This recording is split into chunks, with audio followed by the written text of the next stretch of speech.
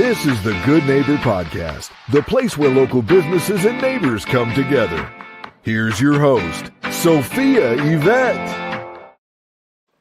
Welcome to the Good Neighbor Podcast.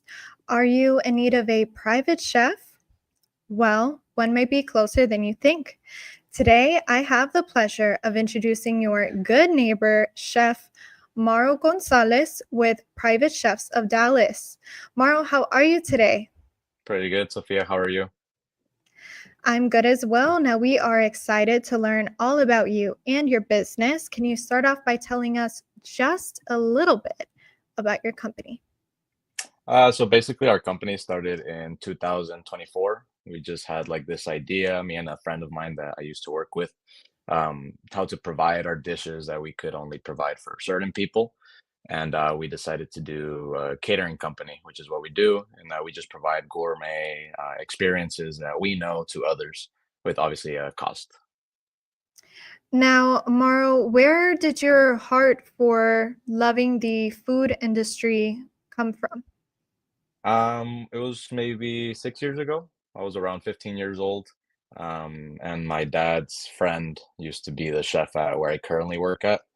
And he used to come over every Sunday, kind of cook with me, teach me a couple things, and we just kind of hit it off. Then maybe a couple years later, he invited me to work at the country club, at the golf club that I currently work at. And just the first day that I got in that kitchen was life changing. It was just a different experience. And I just fell in love with it ever since.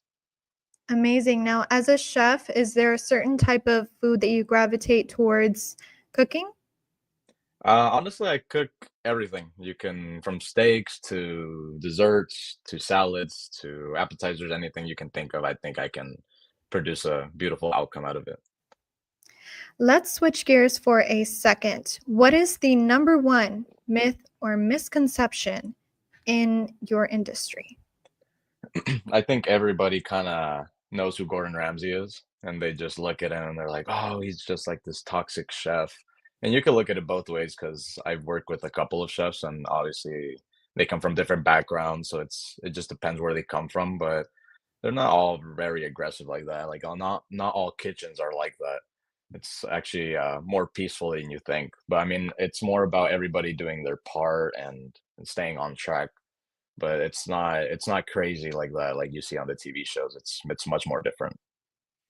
Now, as a private chef yourself, do you see it necessary to be aggressive in the kitchen, or do you think a more relaxed approach can work better? I personally, and I do both. I try to stay relaxed, but there's a necessity to be aggressive. I don't think there's anything wrong with that because there is that everybody knows that kitchens are like that. Not all of them are like that, but time to time they do get to that point. And I think it depends on the people you work with and yourself.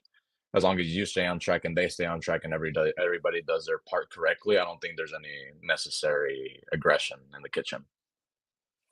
That makes a lot of sense. In life, it always comes down to time and place, and knowing that is so important.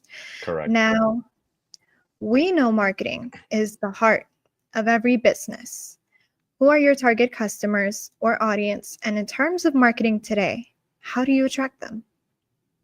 I'm actually a marketing major at UNT, but we only have an Instagram page right now, and we post everything that we make, events that we go to, and stuff like that. So we try to get in contact with new followers and all that, and they can reach out to us on Instagram, and we kind of um, show them what we do, give them a price. We kind of just if they have a huge family that they want to feed or an event, they can contact us. Tell us what they want for how many people, and we give them a cost and we give them food ideas, and we kind of go off from there. But Instagram's really the only marketing that we have right now. So, Mauro, since you are majoring in marketing, have you ever thought about doing your own podcast? I have actually right now I'm working with another friend, starting a marketing company, kind of get in contact with businesses and kind of develop from there. But a podcast would be a good idea maybe in the future. Now, outside of work, what do you and your family like to do for fun? With my family, I think it's always been like that we always do it on a Sunday. We get together, cook, maybe watch football, and just talk and have a good time. But myself, I really love to travel. Any chance that I get, any vacations, I love to travel. I recently went to Thailand, and just getting to meet these new foods, these new cultures, and everything is it's great. It's a great experience. Now, since you are a chef, I have to ask, since you've been all over, where is the best food?